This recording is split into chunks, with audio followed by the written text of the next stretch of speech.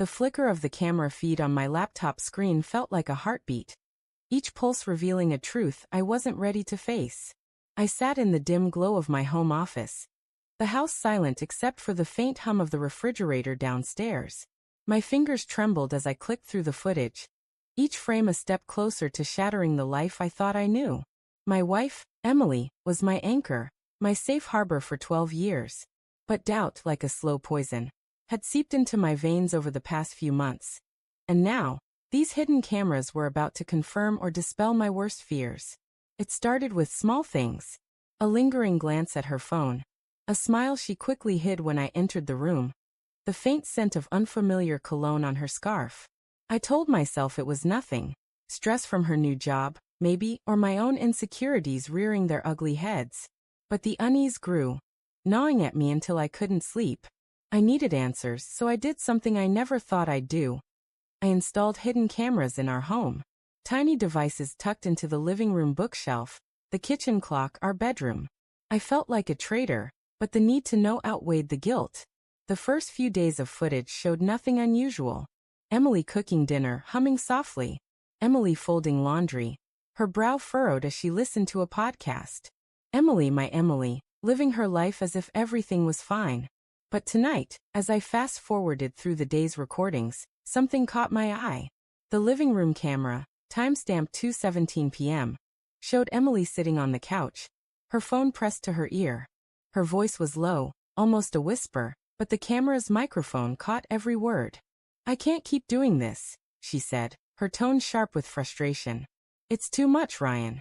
I love him, but it's tearing me apart." My heart stopped.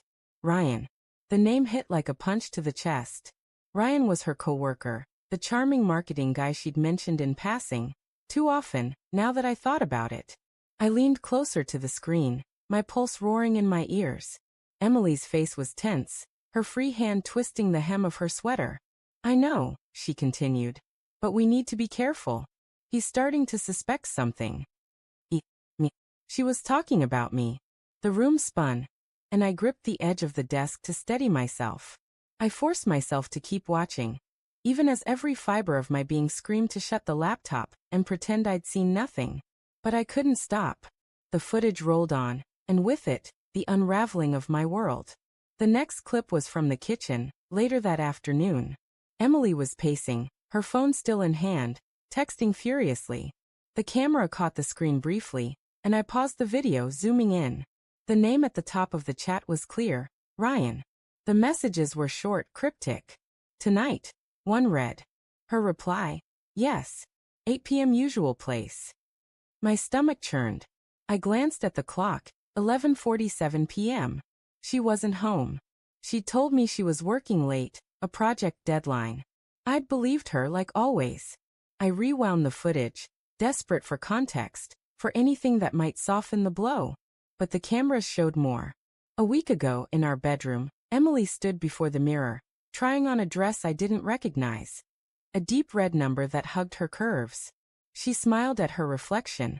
A secret smile that wasn't for me. "He'll love this," she murmured, and my chest tightened.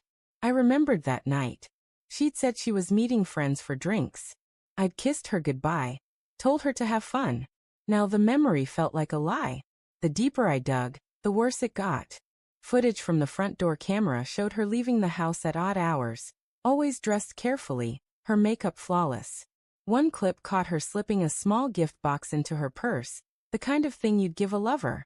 Another showed her coming home late, her hair slightly mussed, her cheeks flushed. Each revelation was a knife, twisting deeper.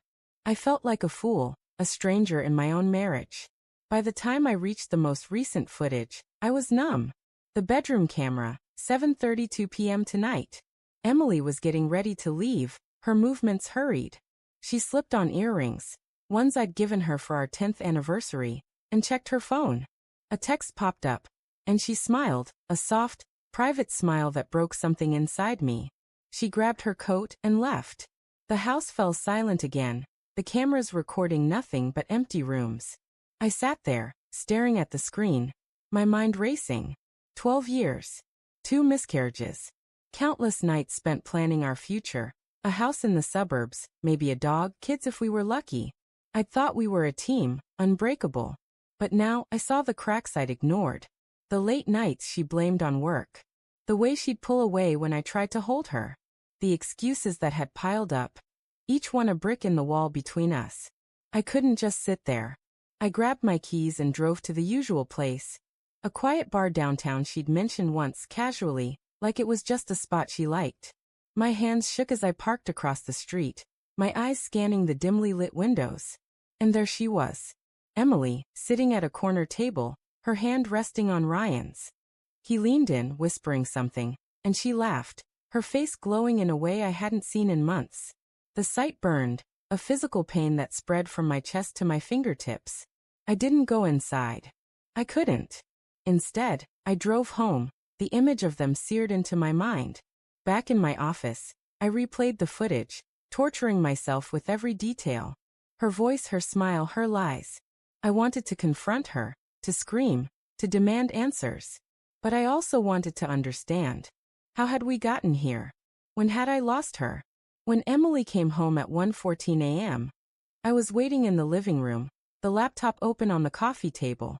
She froze when she saw me, her coat half off, her eyes wide. "You're up late," she said, her voice too bright, too forced. "Sit down," I said, my tone flat. She hesitated, then complied, her gaze flicking to the laptop. I didn't waste time. I played the footage, the phone call, the text, the dress. Her face drained of color, her hands clasping tightly in her lap. "Mark, she started, but I cut her off. "How long?" My voice cracked, betraying the storm inside me. She looked away, tears welling in her eyes. 6 months, she whispered. It wasn't supposed to happen. It just did. Why? The word felt like a plea, raw and desperate. She took a shaky breath. I felt alone. You were always working, always distant. Ryan, he listened.